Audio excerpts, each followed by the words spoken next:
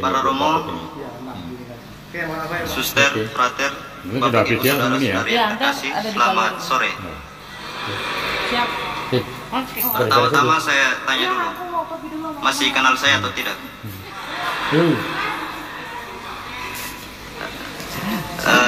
Dulu waktu itu saya pernah bertugas sebagai diakon di tempat ini. Sama siapa? Hari ini datang lagi ke tempat ini sudah sebagai imam.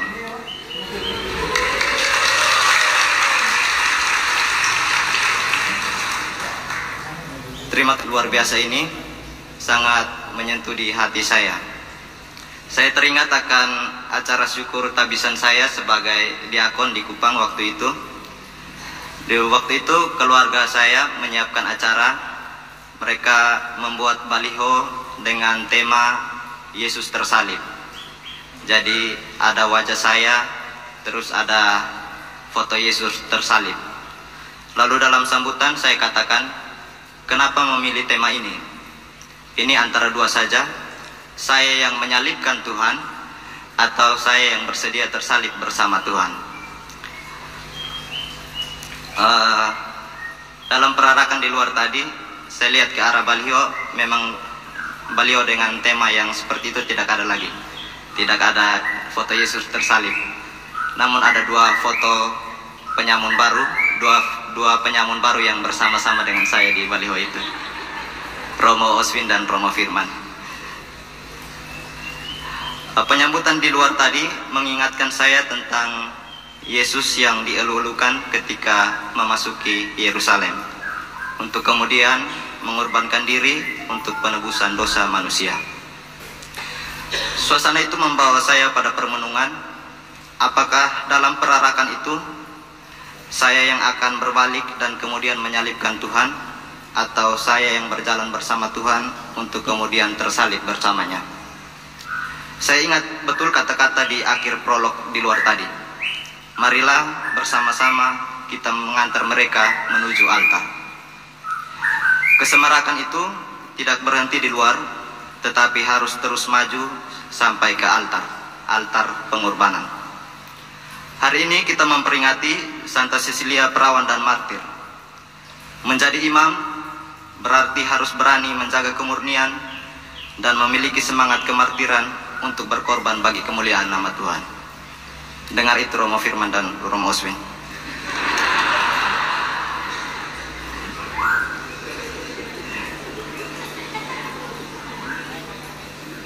Para Romo, frater, suster, bapak ibu saudara-saudari yang terkasih, itu sedikit pengantar. Mari bersama-sama kita merenungkan bacaan-bacaan yang tadi kita dengar. Bacaan pertama dari kitab Wahyu. Ada yang tahu siapa penulis kitab Wahyu? Ayo, dia sangat dekat dengan kita. Siapa? Oke. Yohanes siapa? Ada banyak. Ada Yohanes Maria Vianney, ada Yohanes Chrysostomus. Yohanes siapa?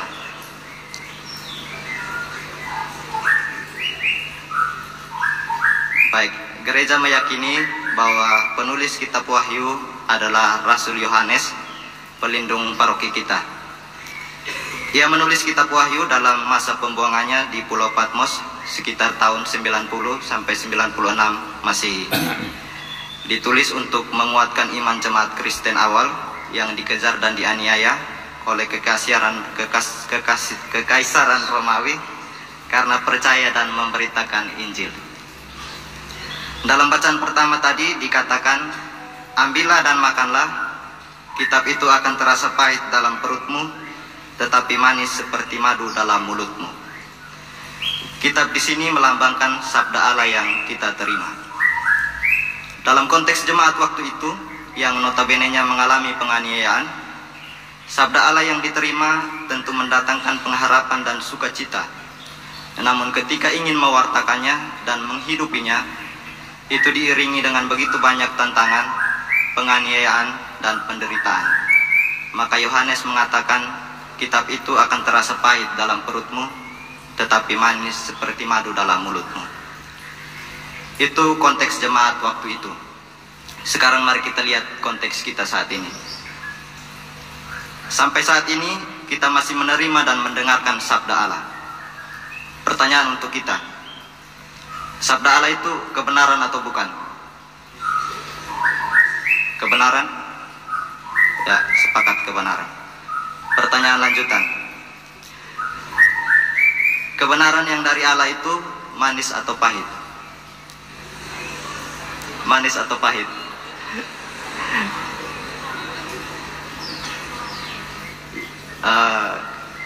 Kebenaran itu menenangkan atau menyakitkan?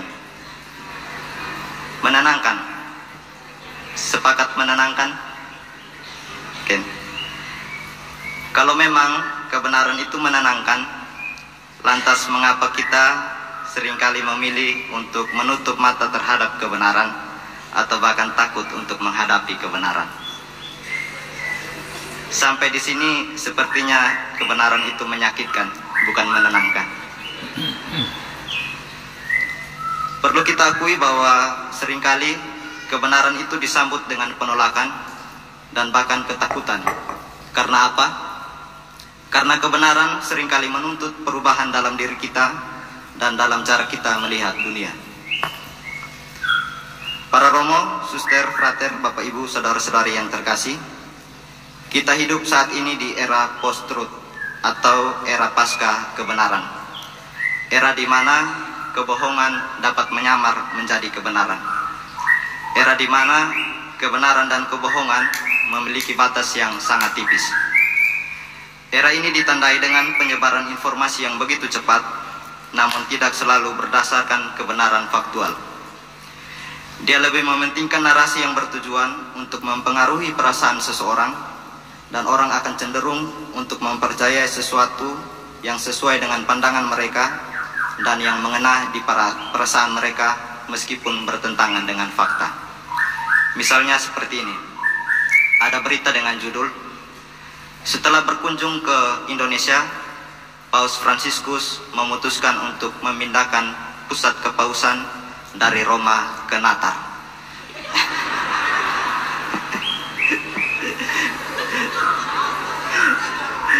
Lalu karena mengena di hati umat Natal, mereka lalu menyebarkan informasi itu, percayakan informasi itu tanpa mempertimbangkan kebenaran-kebenarannya. Itu contoh. Efek lain dari era post-truth ini adalah orang menganggap bahwa setiap orang bisa memiliki kebenarannya sendiri. Orang menganggap kebenaran sebagai sesuatu yang bisa dipilih atau disesuaikan dengan keinginan pribadi. Artinya bahwa orang menciptakan kebenaran-kebenaran alternatif agar bisa tetap merasa aman atau terhindar dari rasa takut akan perubahan dan konsekuensi yang lebih besar. Hal seperti ini kita jumpai dalam kisah pembersihan Bait Allah dalam bacaan Injil tadi. Kita menemukan Yesus mengusir para pedagang di Bait Allah karena mereka telah menjadikan tempat yang seharusnya suci itu sebagai sarang penyamun. Bait Allah yang semestinya menjadi tempat doa dan pertemuan dengan Tuhan telah disalahgunakan oleh mereka yang hanya mencari keuntungan duniawi. Mereka menciptakan pandangan mereka sendiri, di mana bagi mereka berjualan di Bait Allah adalah hal yang benar. Karena itu menguntungkan mereka dan pas dengan perasaan mereka. Ini adalah contoh bagaimana kebenaran bisa ditutupi oleh kepentingan pribadi dan kebohongan. Yesus menegur mereka dan itu mengecewakan mereka. Mereka dihadapkan pada kebenaran sejati yang menyakiti dan mengecewakan mereka, bahwa Bait Allah adalah tempat yang kudus. Kebenaran itu menuntut perubahan dalam diri mereka dan dalam cara mereka melihat tujuan sejati dari Bait Allah. Pembersihan Bait Allah adalah simbol dari pemurnian hati manusia.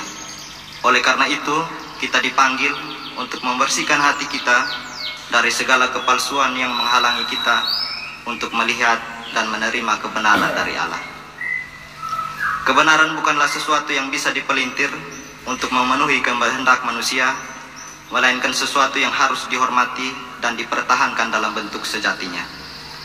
Kebenaran dari Allah juga mengungkapkan bahwa tidak semua yang kita anggap benar atau aman dalam kehidupan ini itu sesuai dengan kehendak Tuhan. Para romo, frater, suster, bapak ibu, saudara-saudari yang terkasih, Mari kita merenung sejenak dan bertanya pada diri kita, apakah kita hidup dalam kebenaran yang datang dari Allah, ataukah kita tergoda untuk mengikuti jalan yang lebih mudah, jalan yang berisi kepalsuan dan kebohongan?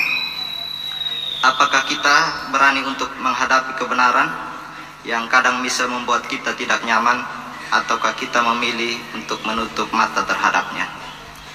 Marilah kita berdoa agar Tuhan memberikan kita keberanian untuk mencari dan hidup dalam kebenarannya, meskipun itu berarti kita harus membersihkan hati kita dari segala sesuatu yang tidak sesuai dengan kehendaknya. Semoga kita semua diberikan keberanian untuk hidup dalam kebenaran, berbicara kebenaran, dan menampilkan kebenaran dalam setiap aspek hidup kita. Tuhan memberkati.